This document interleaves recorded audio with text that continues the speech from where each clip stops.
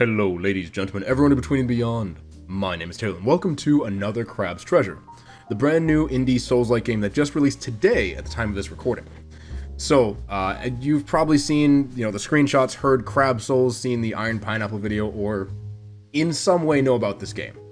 As I say, as I'm sure every video is going to call it, is a Crab Souls-like or Crab Souls, which is really interesting in the sense that it's a Souls-like set in a very different kind of setting, not one you'd expect. Now, real quick, the gameplay you're seeing does kind of have a weird camera angle to it. I promise that will be fixed. There was a weird issue with my controller that it just defaulted me to this, above view, or this top-down view. I tried to fix it, couldn't make it work. I unplugged and replugged my controller, and then suddenly it was working again. So I don't know what was up with that. I apologize if you just watched the, first minute of footage and you're like, why is this top down? I thought that's how it was meant to be honest with you.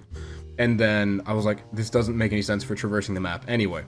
So that is why you're seeing a top down view. I promise it will switch over in just a few seconds. So this game was developed and published by, would you believe, a company called Aggro Crab, a fitting name for the developer and publisher of this game. Now, at the time of recording, I have played about an hour 40 minutes, and it is on Game Pass. That is where I have played it through, but it is also on Steam, Epic Games Store, the usual stuff, and retails for $38.99 Canadian, so please keep that in mind while you are listening to this video. So it opens with a weird, fake documentary on, about the oceans and how we're polluting the world, which is all true. And then it goes to Kril, this little hermit crab just hanging out, where you are ambushed by the loan shark, a shark puppet thing, which, as far as I've gotten, it hasn't been explained, but I'm just kind of going with it. And it was really funny. And basically he says, hey, the Duchess is taking over this tide pool, and you have to pay taxes. You owe back taxes. And you're like, what's taxes? What are you talking about? So then you go and get this little healing things called heart kelp, getting those in a minute. And it's like, hey, can I pay with these? He's like, no, we collect trash now. Trash is the big thing. Listen, if you don't pay, I gotta take your shell, kid. And you're like, what? I don't even know what's going on. I've lived here my whole life. What are you talking about? And then he just up and takes your shell. So that's fun. Kind of reminds me of an HOA, just moving into a community. Anyway, I'm not gonna get on that rant.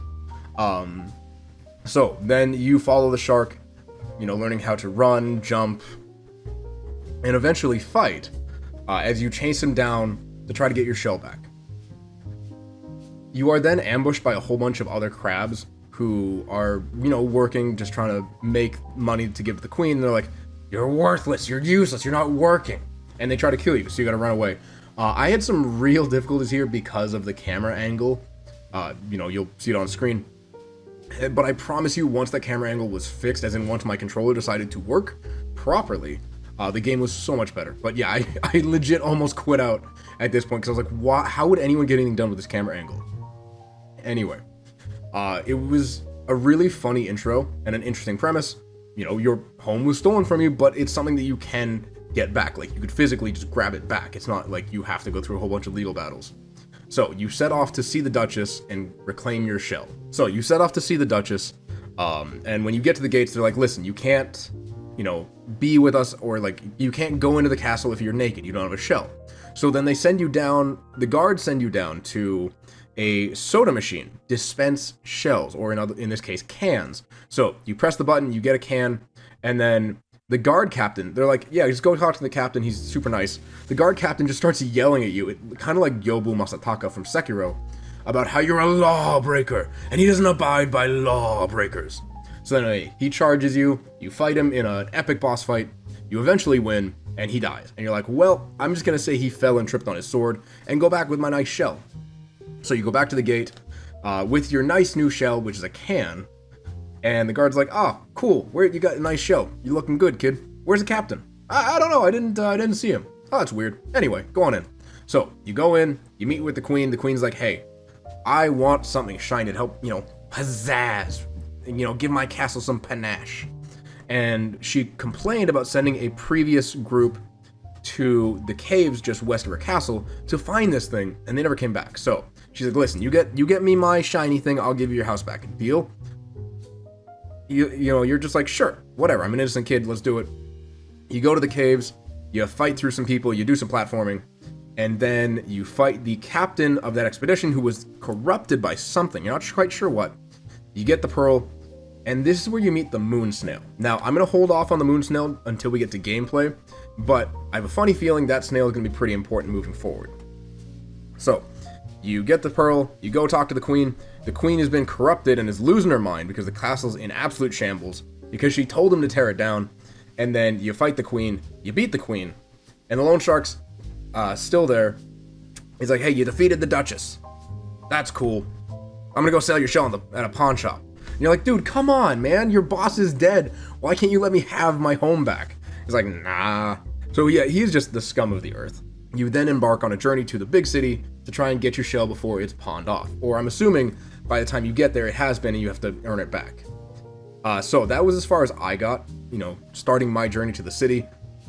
And I'm not gonna lie, it was a lot of fun. It was an interesting enough premise, novel, not too heavy, very light, kind of what I was hoping for, given you're a crab fighting other crabs and fish and, crustaceans for superiority, so to speak. So with all that being said, let's get into gameplay. So the game, as I mentioned, is a Souls-like, but this one has a bit of a twist. With this game, you take on a new shell, or you can take on a new shell, which acts as like your defense mechanism. So some shells are lighter, but guard less. Some shells are much heavier, but guard much more. And they all have different shell spells. And yes, there's going to be a couple tongue twisters here.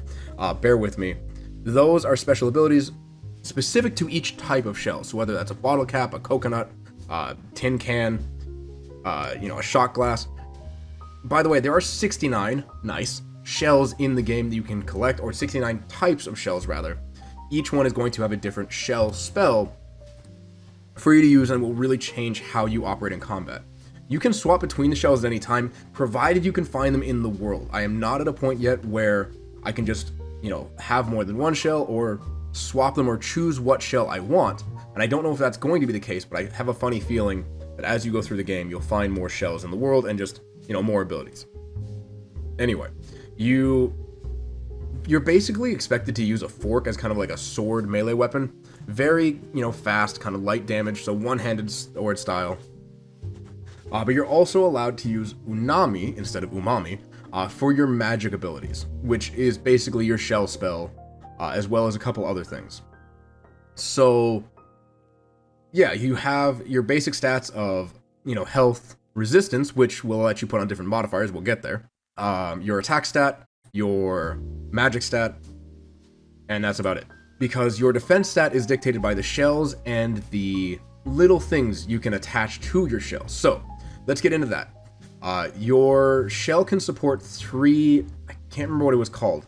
I think it was stowaways, which are basically different modifiers that you can find out in the world that are going to give you various bonuses as well as detriments. For example, there's one that gives you more magic but less attack, and then there's one that takes away some attack to give you more magic. For some of these, you need a specific amount of resistance to be able to equip them. For example, I needed 3 resistance to equip either of the ones I previously mentioned. So these are obviously going to change up how you play the game and kind of affect what your stats are going to be. In addition to that, you can equip other modifiers to change the way you play a little more. But yeah, you're expected to, attack with your sword, dodge, you can block by going into your shell, and you do eventually gain the ability to parry.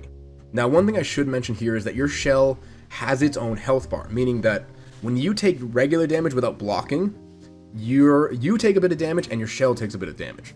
But if you hide in your shell, which is effectively blocking behind a shield, it's only your shell that takes damage. Your shell can and will break very often, forcing you to find another one or learn how to fight well, both inside and out of your shell. So you have your shell spells, and like I said, you are able to parry later on. This is where the moon snail comes in. So the bonfire system is basically moon snail shells that they have left behind, scattered around the world.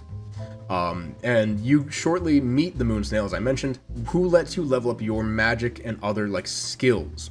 So you collect gems from either purple glowing enemies who have purple eyes, or just special crystal outcroppings in the world that let you level up those skills at the moon snail. These will give you things like new attacks, the ability to parry, certain other modifiers like, you have more shell health, or you can do certain moves when your shell is about to break, or you can attach your shell to your sword and make it a big hammer. There's a whole bunch of things, but it's an interesting idea. And outside of that, it's just very, I don't want to say basic Souls combat, but it's the basic formula of Souls combat, right? You attack, you dodge, you block, or you parry, and then you attack again, and you try to read enemy patterns. Now, the game has thrown a couple boss fights at me that were a little hard the first time, but then as soon as I was like in it the second time, I'm like, oh, this is fine.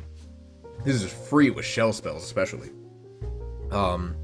It's a really interesting one. Now, obviously, because it's a brand new game, I don't know how long it's going to take to beat. When I looked up how long to beat, it did say about 20 hours, but that they had polled one person, so take one person's experience and, you know, take it for what you will.